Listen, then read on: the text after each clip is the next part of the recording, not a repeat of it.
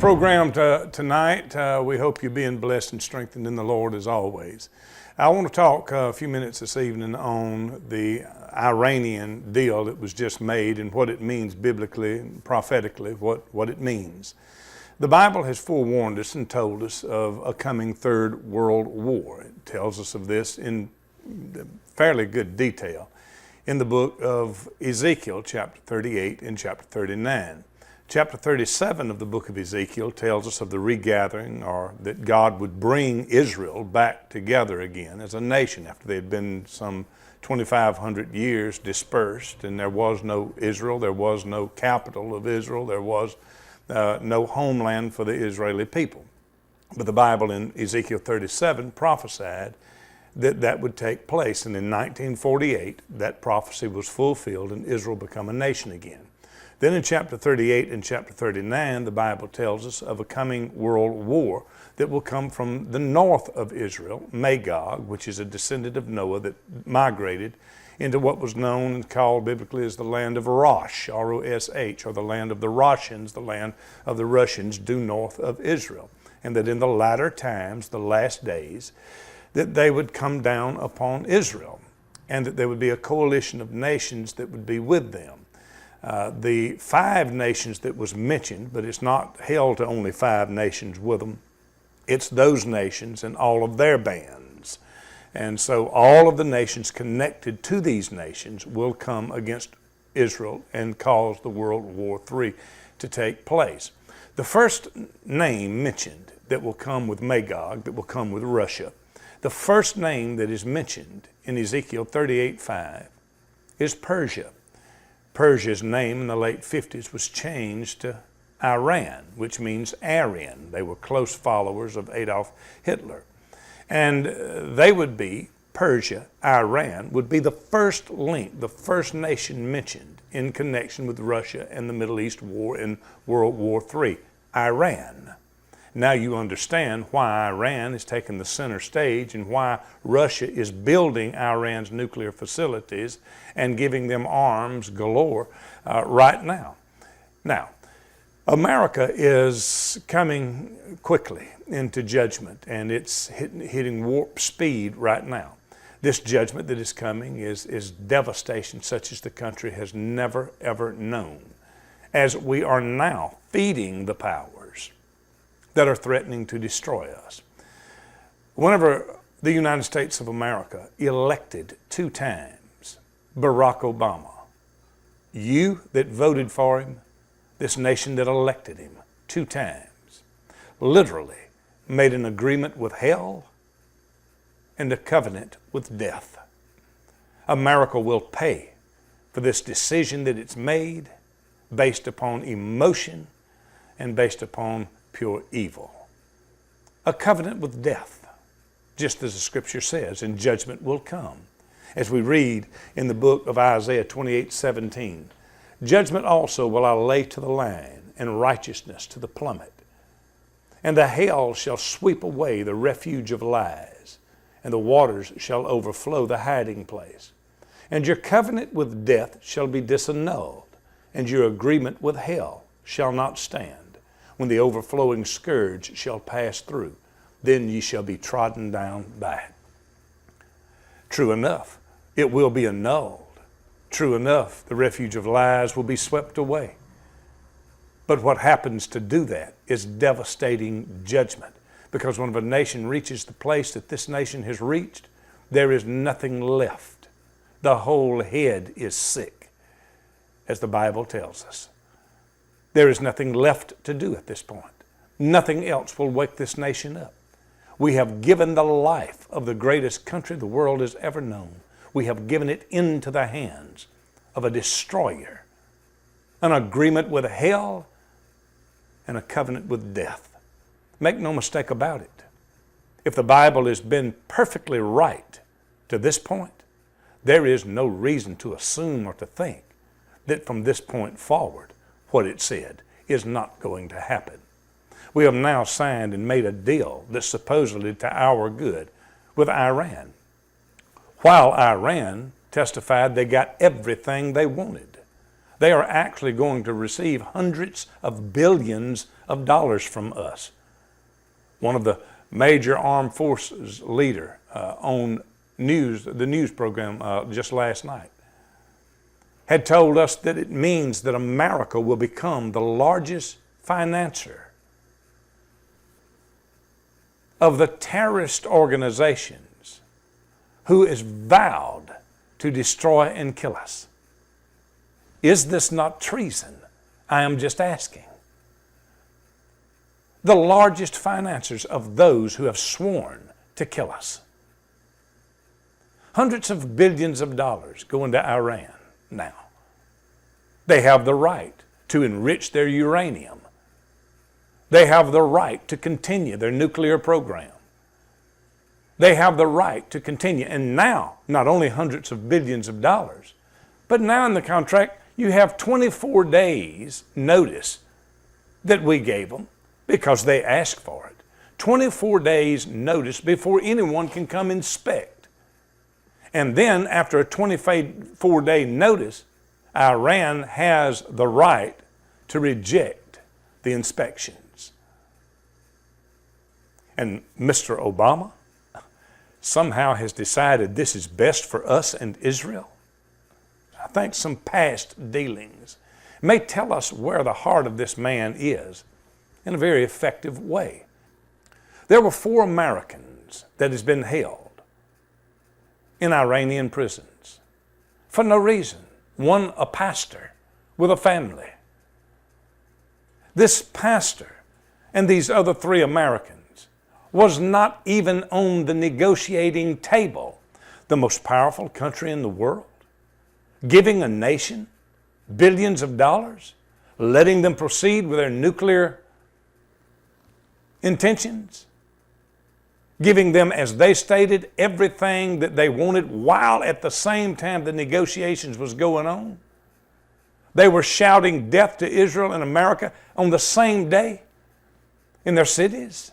And then to think that giving them all of that, we could not negotiate and get the release of 4 American hostages imprisoned. It was never even on the table. Look at the people that Mr. Obama has went to, has released, has sent help to, and compare them with the people that he has not sent any help to. It should be quite telling. The 4 Americans that I just made mention of, not even on the table. And then there is the Marine that simply went the wrong way on the interstate, that stayed locked up in a Mexican jail. And the president and his administration sent not one person to negotiate, to see about, or did he ever even mention the name of this U.S. Marine held hostage and imprisoned in a Mexican jail? And then there was the ambassador of the United States of America, who was burned to death, who was dragged through the streets at Benghazi,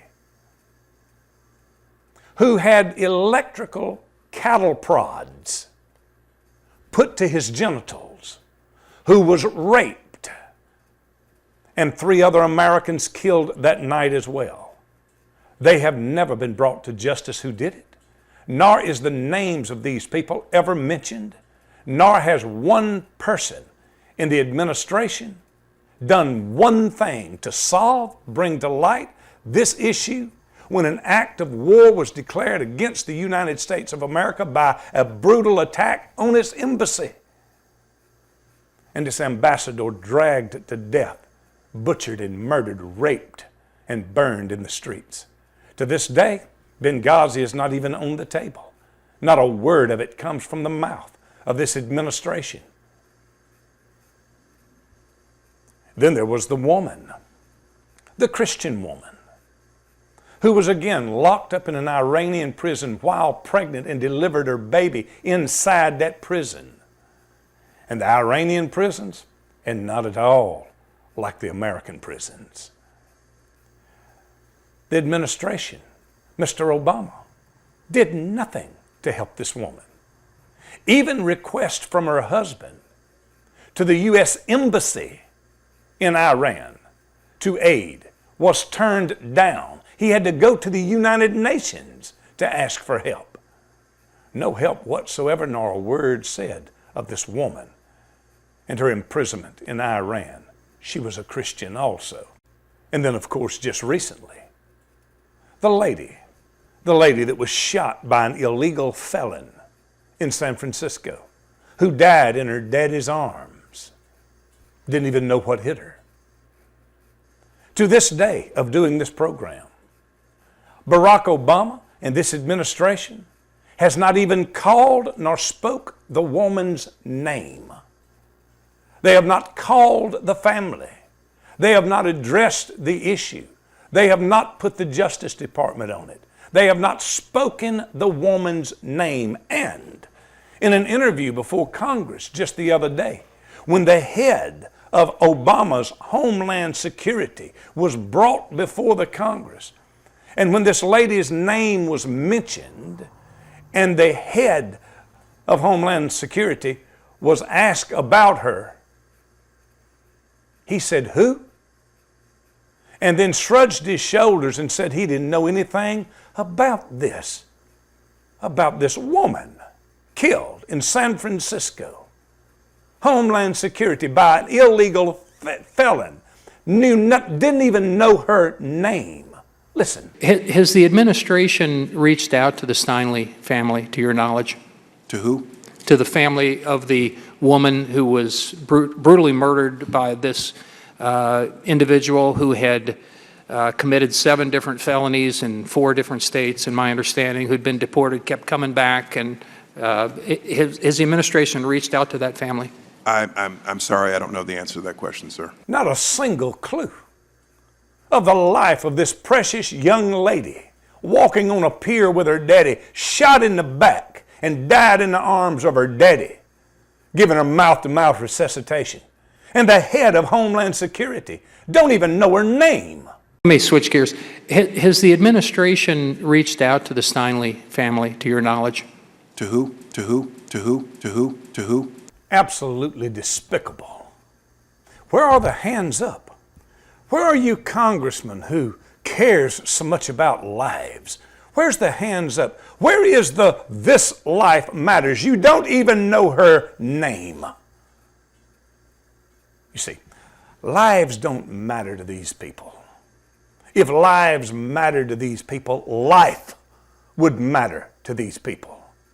You're running around here trying to eliminate or do away with a flag in which has never called anyone a name, a flag which has never fired a shot. You want to get rid of guns that of themselves cannot shoot, has never shot anyone. They can't aim themselves and they can't pull their own triggers.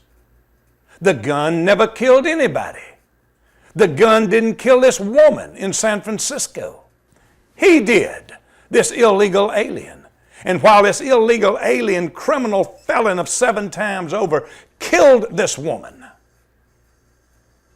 this community organizer right here wants to do away with the gun and the flag that ain't got ability to say, nor shoot, nor kill anybody, and protect the one that pulled the trigger. It is a covenant with death. This nation has made an agreement with hell, and it has signed a covenant with death. These are the ones that Mr. Obama has supported and knows their names. Trayvon Martin, a drug-filled dope addict who initiated his own death by leading an attack against a man who had the right to police his community. Mr. Obama promptly moved to the aid, even saying that if he had a son, he would look like Trayvon, first name basis, with this street thug. He ran to the aid of this other street thug who had just held up a store, who attacked a police officer, knew him by name, Mr. Brown. wonderful, upstanding citizen, gunman, dope addict, but he knew his name. He came to the aid of Mr. Bird Dog or Bergdahl, a man who defected from the military, sided with the enemy. He was worth going and get. He was worth including in a deal. But the 4 Americans held in prison now, one of them a pastor, wasn't even worthy to put on the deal on the table negotiating as they gave Iran the right to build nuclear weapons and hundreds of billions of dollars from us to the people who swears to kill us. Mr. Bergdahl was found in favor because Mr. Bergdahl is not a Christian. He's an Islamist. He's not a Christian. He's not a lover of the U.S. military. He defected. All of those things are worthy of praise from Mr. Obama. But the Marine in Mexico, never mentioned his name. The 4 in Iran, didn't even put him on the negotiating table. The Christian lady held in Iran had to have her baby inside of a dirty, nasty prison that the embassy there would not even send help to. Well, what more can I say? But just as the Bible says, this is a covenant of death. And America, you signed it. This is an agreement with hell itself. And America, you signed that agreement. And we are not getting out of this. Listen, when George Bush, which was not the best president in the world, but he did keep us safe, and he did destroy those who swore and swears to destroy us. When he left office, Al-Qaeda was destroyed, decimated, their bank accounts seized, they had no money. Then Mr. Obama come in, and now ISIS owns entire countries, billions of dollars worth of revenue. Iran getting hundreds of billions of dollars from us and allowed to continue their nuclear program under Mr. Obama. Race relations in America, division on every corner and every street. Judgment is coming. It may be at the end of this administration, or it may be in the beginning of the next administration, especially if it's a Republican. Right now, these enemies are not going to launch their full-scale attack against America because they have within the White House right now someone who is aiding and helping them, allowing them to grow their military, providing them weapons that we left behind, providing them technologies that we have left behind, providing them financial support to build and build and build and build. There is no way that with a good mind the enemy would attack right now in America, who is allowing and aiding them in the building of their military machinery, that they may bring that military machinery upon us, the American people, who our money is now being taken from us to support them. As one officer said on the news last night, the greatest financier of those who has sworn with terrorism and death to the American people. This is insane. This is absurdity. This is ridiculous. But Mr. Obama is not to blame. He is what he is. We knew what he was from the beginning, and anybody with noodles for brain would have seen and known what the man was from the beginning. Nobody attacked him because he was black. My pastor is black. You have no discernment. You cannot discern your right hand from your left hand. You have signed with your right hand of no discernment. You have signed a contract with death. You have made an agreement with hell, this nation. And if you think for one moment that we're ever going to get out of it, you are sadly and most sadly mistaken. The Bible warned us of a seed of evildoers in Isaiah. And this seed of evildoers would bring forth children that are corrupters. This seed of evildoers was a 60s crowd, a seed of evildoers. They smoked their brains out with pot and dope and then finally got access and control of the governments, the schools. And now we have what we have today. And if you got to be told what it is, you wouldn't understand it if you was told. But now, their children coming behind that seed of evildoers that will be corrupters.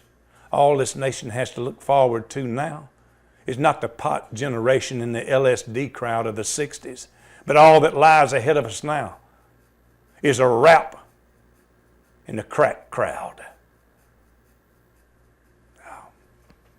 An overflowing scourge. That is the only thing that is going to wipe away the misery of the wicked bearing rule in this country. And my brothers and sisters, the wicked do bear rule in this country. And the Bible said when they do, that the people shall mourn. And it is a time for mourning in this country. Nothing so despicable. Going back to an earlier portion of the program, that you would know the name and send it to the Justice Department, to a Michael Brown, to a Trayvon Martin, and yet the Homeland Security Chief under the Obama administration does not even know the name of the woman that just got killed by illegals that they support and protect. You better wake up, America. Let me switch gears. Has the administration reached out to the Steinle family, to your knowledge? To who? To the family of the woman who was brutally murdered by this individual who had committed 7 different felonies in 4 different states, in my understanding, who'd been deported, kept coming back, and has the administration reached out to that family? I'm sorry, I don't know the answer to that question, sir. Obama's head of Homeland Security had to have this woman explained in the event that took place, had to have it explained to him in detail, only to answer with a shrug of his shoulders. I don't have any answers to that. Well, see, that's Americans that they know nothing of. The contract with death and the agreement with hell knows the thugs from which Mr. Obama is of and from himself. We are in perilous times. We are in perilous times. Christian people, Christian church, you're going to have to learn once again how to open your mouth. You are going to have to learn again how to show up and protest something. You are going to have to exert yourself. You are going to have to get up out of your comfort, and you are going to have to do something. If you don't, this contract with hell, this covenant of death, is going to visit your house. It's going to visit your daughter. It's going to visit your son, and you better hear me.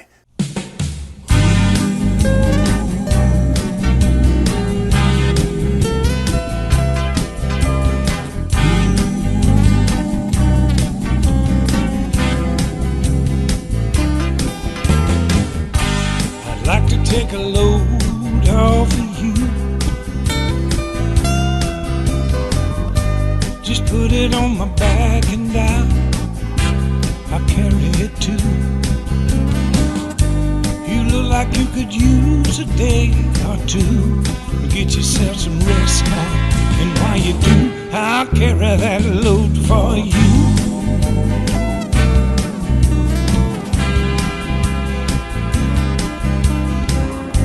Now all of these troubles are not yours alone,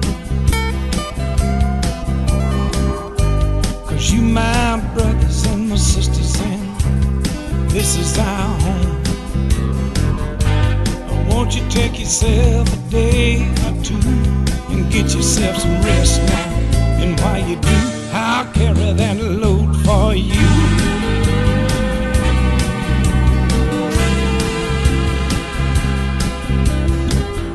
Oh, that's the way it should be.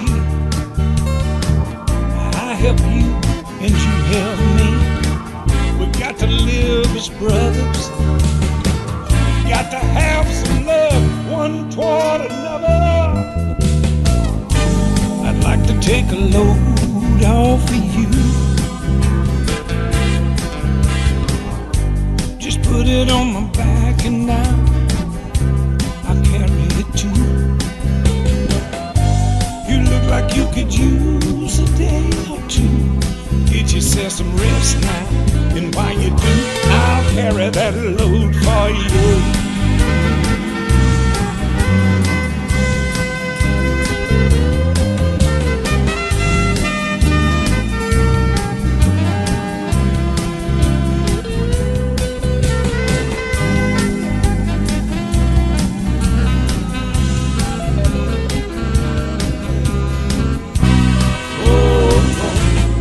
It should be. I help you and you help me. We got to live as brothers. There got to be some love one toward another.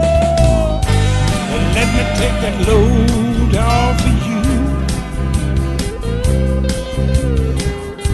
Just put it on my back and I'll carry it too. You look like you could use a day or two. Get yourself some rest now, and while you do, I'll carry that load for you.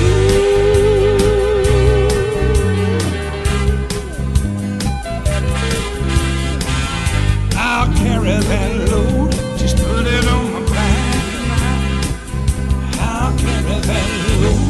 I'll carry that load. I'll carry that load.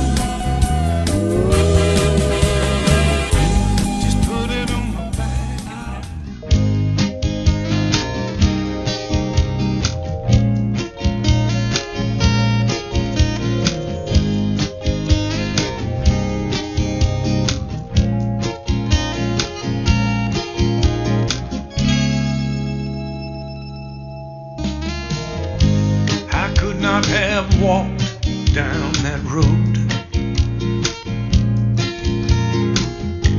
I could not have carried such a heavy load. I would not stand silent as they lied on me. I would have fought back in Gethsemane.